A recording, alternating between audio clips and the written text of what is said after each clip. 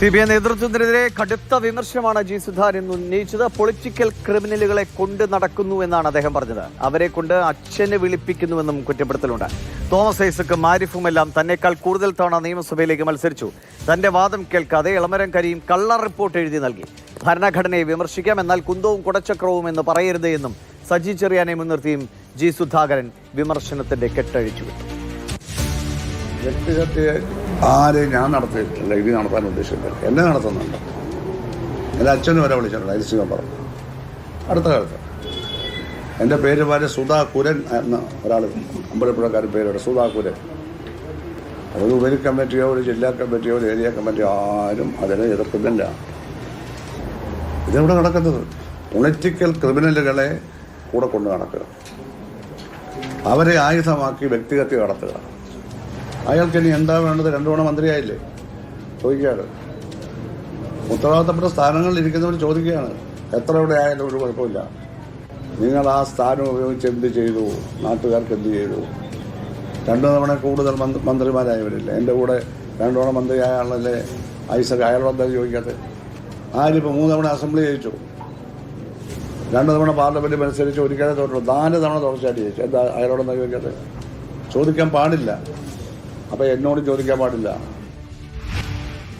G Sudhakaran അമ്പലപ്പുഴയിൽ മത്സരിക്കുമെന്ന് ഉറപ്പായിരുന്നു. നേരത്തെ തന്നെ CPM സീറ്റ് നൽകില്ലെന്ന് ഉറപ്പായതോടെയാണ് മുൻമന്ത്രി കൂടിയായ അദ്ദേഹം സ്വതന്ത്ര സ്ഥാനാർത്ഥിയായി കളത്തിലേക്ക് ഇറങ്ങുന്നത്. രഘുനാഥ് നാരായണൻ വിവരങ്ങൾ വേണ്ട. രഘു, ഏകദേശം 1 മണിക്കൂറിലേറെ നീണ്ട വാർത്താ സമ്മേളനമായിരുന്നു. തുടക്കത്തിൽ അദ്ദേഹം പാർട്ടിയോട് അത്ര ഒരു എതിർപ്പല്ലെങ്കിൽ, പക്ഷേ ഓരോ വരികൾ കഴിയും തോറും ആ വിമർശനങ്ങളുടെ ശക്തി കൂടി വന്നു. കൃത്യമായി പ്രത്യേകിച്ചും ജില്ലാ നേതൃത്വത്തിനെതിരെ അല്ലെങ്കിൽ ജില്ലയിലെ മുഴുവൻ നേതാക്കൾക്കെതിരെയും ശക്തമായ വിമർശനമാണ്. ഏറ്റവും ഒടുവിലാണ് തന്റെ മത്സര തീരുമാനം അദ്ദേഹം പ്രഖ്യാപിക്കുന്നത്. പക്ഷേ ആര് പിന്തുണ എന്ന കാര്യത്തിൽ ഇപ്പോഴും ഒരു വ്യക്തത വരുത്താൻ തയ്യാറായിട്ടില്ല. എല്ലാം ആലോചിച്ച് ഉറപ്പിച്ച് തന്നെ മുന്നോട്ട് പോവുകയാണ് ജി സുധാകരൻ, അല്ലേ?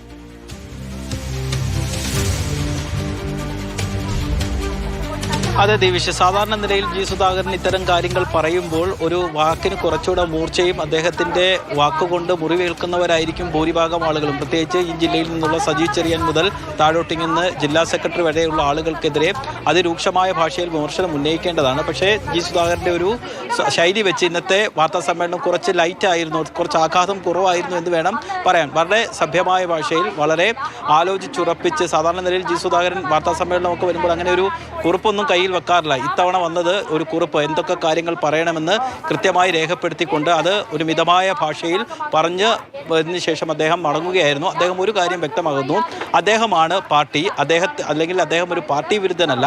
പാർട്ടിയുടെ ചില പാർട്ടിയുടെ നയങ്ങൾ തെറ്റായി പോകുന്നു. ആ പാർട്ടിയുടെ നയങ്ങൾ നിയന്ത്രിക്കുന്നത് അമ്പലപ്പുഴ ഉൾപ്പെടെയുള്ള സ്ഥലങ്ങളിൽ ചില പൊളിറ്റിക്കൽ ക്രിമിനലുകളാണ്. അവരുടെ എണ്ണവും അദ്ദേഹം പറയുന്നുണ്ട്. കാലാകാലങ്ങളായി അദ്ദേഹം ഉന്നയിക്കുന്ന ആരോപണമാണ്. കാരണം അദ്ദേഹത്തിന് കഴിഞ്ഞ നിയമസഭാ തെരഞ്ഞെടുപ്പിൽ തന്നെ മത്സരിക്കണമെന്ന് ആഗ്രഹമുണ്ടായിരുന്നു.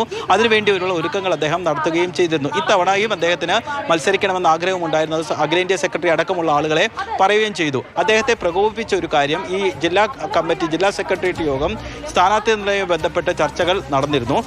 ആ ചർച്ചയിൽ ഒരു മണ്ഡലത്തിലേക്ക് പോലും ജി സുധാകരന്റെ പേര് നിർദ്ദേശിക്കപ്പെട്ടില്ല എന്ന് മാത്രവുമല്ല, ജില്ലാ സെക്രട്ടേറിയറ്റിൽ ചില ആളുകൾ ജി സുധാകരന്റെ ഇത്തരത്തിലുള്ളൊരു ആവശ്യം വന്നില്ലേ, അത് പരിഗണിക്കേണ്ടതല്ലേ എന്നുള്ളൊരു ചോദ്യം ഉയർത്തിയപ്പോൾ അതൊന്നും ഇവിടെ ചർച്ച ചെയ്യേണ്ട കാര്യമില്ല എന്നുള്ളതാണെന്ന് ജില്ലാ സെക്രട്ടേറിയറ്റ് യോഗത്തിൽ MV ഗോവിന്ദൻ പറഞ്ഞത്. ആ ചോദ്യം, അങ്ങനെയുള്ളൊരു വാർത്ത നിലനിൽക്കുന്ന ഘട്ടത്തിലാണ് തിരുവനന്തപുരത്ത് MV ഗോവിന്ദൻ വാർത്താ സമ്മേളനം നടത്തുകയും വാർത്താ സമ്മേളനത്തിൽ ജി സുധാകരൻ പരിഗണിക്കേണ്ട ആളല്ലേ എന്ന് ചോദിച്ചപ്പോൾ അത്ര മോശം ശരീരഭാഷയിൽ, മോശം ഒരു രീതിയിൽ MV ഗോവിന്ദന്റെ ഭാഗത്ത് നിന്ന് പ്രകോപനപരമായ ചില കാര്യങ്ങൾ ഉണ്ടായത് നമ്മൾ ദൃശ്യങ്ങൾ കണ്ടതാണ്. ഇതിന് പിന്നാലെയാണ് അദ്ദേഹം അംഗത്വം പുതുക്കുന്നില്ല എന്നുള്ള വാർത്ത പുറത്തു വരുന്നത്. ആ വാർത്ത പുറത്തു വന്നതിന് പിന്നാലെ അദ്ദേഹം ഒരു ഫേസ്ബുക്ക് പോസ്റ്റ് ഇട്ടു. സംസ്ഥാന സെക്രട്ടറി ഉൾപ്പെടെയുള്ള ആളുകളെ അതിരൂക്ഷമായ ഭാഷയിൽ വിമർശിച്ചുകൊണ്ടുള്ള ഒരു പോസ്റ്റാണ് അദ്ദേഹം ഇട്ടത്. അത് കഴിഞ്ഞ ബുധനാഴ്ചയായിരുന്നു. 8 ദിവസം പിന്നിട്ടപ്പോഴാണ് ജി സുധാകരൻ മൗനം വെടിയുന്നത്. അന്ന് തന്നെ നമ്മൾ ഊഹിച്ചതാണ് അദ്ദേഹം സ്വതന്ത്രനായി മത്സരിക്കാൻ വേണ്ടി പോകും. ഇന്നലെയും നമ്മൾ അങ്ങനെ തന്നെ റിപ്പോർട്ട് ചെയ്തതാണ്. പക്ഷേ അവസാന ഘട്ടത്തിൽ വന്നപ്പോൾ CPM നേരിട്ട് വീണ്ടും ഒരു അനന്തയ ചർച്ച നടത്തുകയാണ് ചെയ്തത്. അഖിലേന്ത്യാ സെക്രട്ടറി ഫോണിൽ ബന്ധപ്പെടുന്നു. ഇതിന് പിന്നാലെ കേന്ദ്ര കമ്മിറ്റി അംഗം CS സുജാത, ജില്ലാ സെക്രട്ടറി R നാസർ, ജില്ലയിൽ നിന്നുള്ള സംസ്ഥാന കമ്മിറ്റി അംഗങ്ങൾ എച്ച് സലാമും പി ചിത്തരഞ്ജനും ഒഴിച്ചുള്ള ജില്ലാ സെക്രട്ടേറിയറ്റ് അംഗങ്ങൾ ഒരു പട തന്നെ ഇന്നലെ വൈകുന്നേരം 8 മണിക്ക് ശേഷം ജി സുധാകരന്റെ ഈ വീട്ടിലെത്തി അദ്ദേഹത്തോട് സംസാരിക്കുന്നു.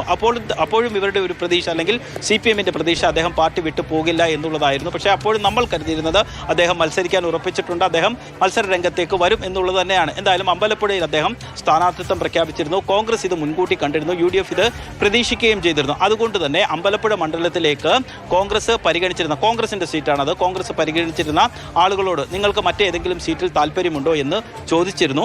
ആദ്യഘട്ടത്തിൽ വേണമെങ്കിൽ സ്ഥാനാർത്ഥിയെ പ്രഖ്യാപിക്കാവുന്ന സ്ഥലമായിരുന്നു അമ്പലപ്പുഴ. പക്ഷേ അമ്പലപ്പുഴ സീറ്റ് ഒഴിച്ചിട്ട് സുധാകരനായി വാതിൽ തുറന്നിടുകയായിരുന്നു UDF ചെയ്തത്. UDF-ന്റെ ഒരു വലിയ രാഷ്ട്രീയ നീക്കം തന്നെയായിരുന്നു. എന്തായാലും സ്വാഭാവികമായിട്ട് തന്നെയാണ് നേതാക്കളൊക്കെ പറയുന്നത്, ഞങ്ങൾ ആലോചിച്ചുറപ്പിച്ച് പറയാം എന്ന് പറയുമ്പോൾ അതൊരു കൂടിയാലോചനയുടെ ഭാഗമായി തീർച്ചയായും അങ്ങനെയുള്ള സഖ്യ സാധ്യതകൾ അല്ലെങ്കിൽ പിന്തുണ കൃത്യമായി ഉറപ്പിക്കുന്ന നിലയിലുള്ള ചർച്ചകളൊക്കെ വരാൻ സാധ്യതയുണ്ട്. ഞാൻ രഘുവിലേക്ക്